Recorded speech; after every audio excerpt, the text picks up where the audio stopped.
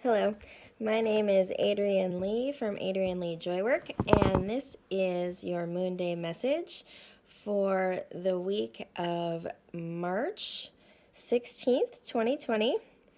And I'm coming to you from North America, from Oregon, and in this space where the entire world is learning exactly how interconnected we really are. So I pulled one card for the week, but was drawn to pull three to show us what our choices are in this current paradigm and situation. So the card that came forward for the energy this week from the Tarot of the Cat People, this is the Eight of Swords. And the Eight of Swords speaks to many things, a sensation of being tied down to one's responsibilities, a sense of feeling trapped, of feeling as though there's so much to do and yet we can't do anything about a particular situation. So this feels like a really prevalent energy in the collective field right now with all that's occurring health-wise in our lives this week, in particular where I am. And as I'm really looking at this card, I was looking at the serene expression on their face and feeling into the acceptance of a situation and the power that actually lies in accepting and surrendering to what is rather than being reactive or in resistance. And so when this card was pulled, I felt this urge to pull two more cards to see what direction can we take this energy, the energy of the Eight of Swords, the energy of there's so much on my plate, there's so many worries, so many things to think about. I'm tied to my obligations, and yet there's nothing I can do in a lot of these situations. There are just a multitude of variables that are outside our individual control in relation to this virus and the fear and concerns and worries that accompany it. And so in that second pull, I received two cards, the Four of Pentacles and the Six of Wands. And I feel like these are such good medicine. The first thing that I want to point out of these three cards, we have no major arcana cards, and we have all relatively small numbers, but they're all towards the midpoint going forward. You know, the minor arcana, the numerics go from ace to 10, and if you track the numbers, you can track the pattern as it's unfolding. And so we have a 4, 6, and 8, which says to me that we're at least at the midpoint of this crisis that is occurring. So we've hit the midway point. That's something to celebrate. That's something to hold in our hearts, hold that hope, recognizing that this too shall pass. It shall.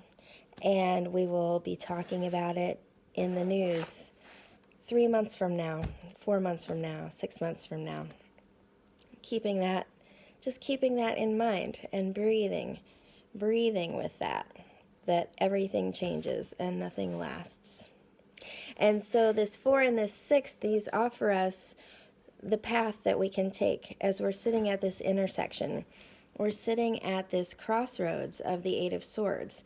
Okay, we've got all these responsibilities to ourselves, to our family. We also have now these responsibilities, which we always had, but we were never maybe really cognizant of, to our community, to our elders, to those who are not as able-bodied, to those who need more support in our collective community. So how can we behave? We have one of two ways here.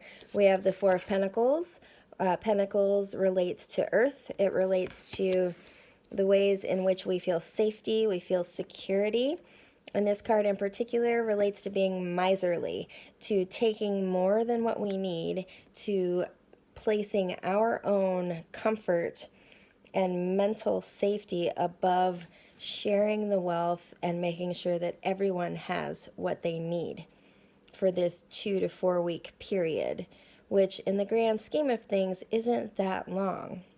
And yet, I'm sure many of you have heard or seen the lack of paper products that has been going around.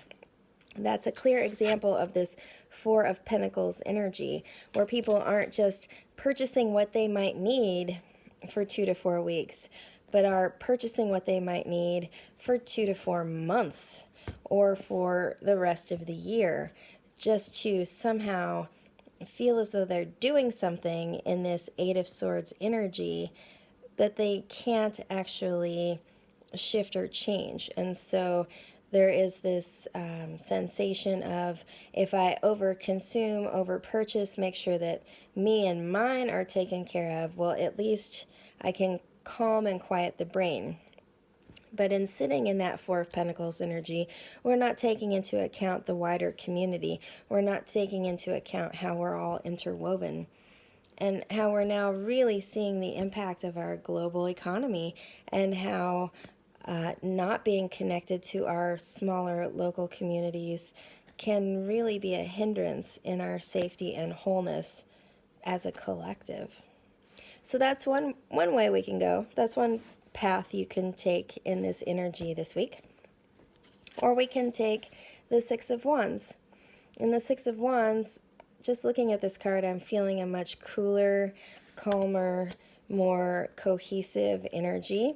The wands speak to using our intuition in conjunction with our intellect, making these choices that are not just brain-based, but also heart and gut-based. The Six in particular is all about getting all of our ducks in a row, really feeling as though we have a handle on our own personal needs, and so much so that we can also now help and support those around us who might need a little bit more assistance. It is a card of knowing where our feet are and feeling grounded.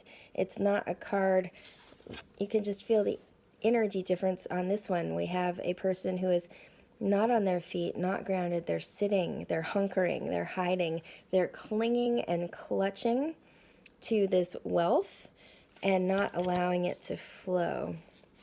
Whereas Six of Wands, we've got everything we need in our hands, but we're up, we're moving, we're following our feet, we're helping where we need to help.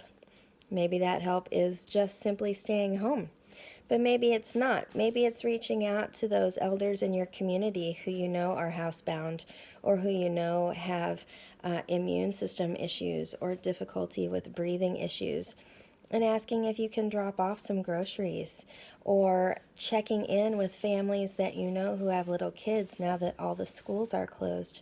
And maybe you are willing to watch their children if they feel they still need to go to work to pay their bills.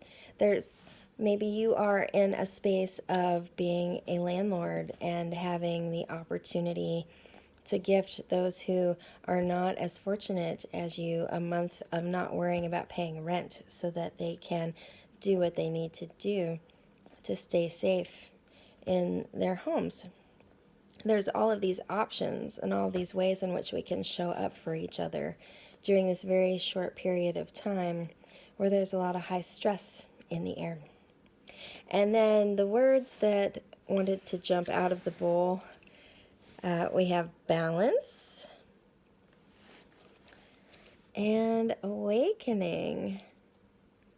And these seem pretty self-explanatory to me. The number one thing that I'm sensing in the field, both for myself and for any human being on this planet, is that we really are being invited to step into balance, to look at our lives and how we were expending our energy, and reclaiming our animal need to rest. Just reclaiming it. Like, here we are a global system now. We've watched this disease work its way around the globe. Can we stop shaming ourselves for taking sick days? Can we stop shaming each other for taking days of rest? And can we just be human animals who need to take care of ourselves and each other during this process. And that kind of lends itself then to this word awakening. We have been talking about it. It's been in the rhetoric for a decade or two about this globalization that's occurring, probably more than that, but in my awareness in the last 2 decades. And really seeing that we are all this one animal, and the barriers that are between us have been self-imposed through culture and indoctrination. And now we can look at those things.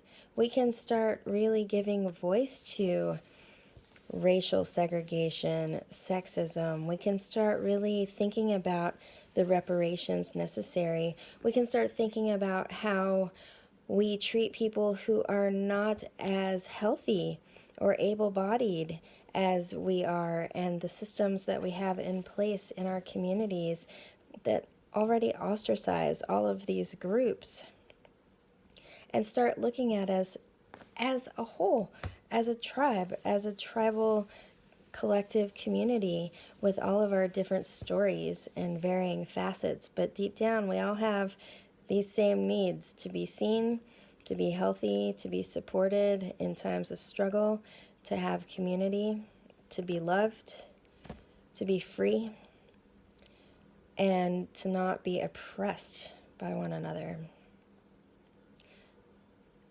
Yeah, so that's what's coming through today. I hope this message serves you well and that you are taking good care.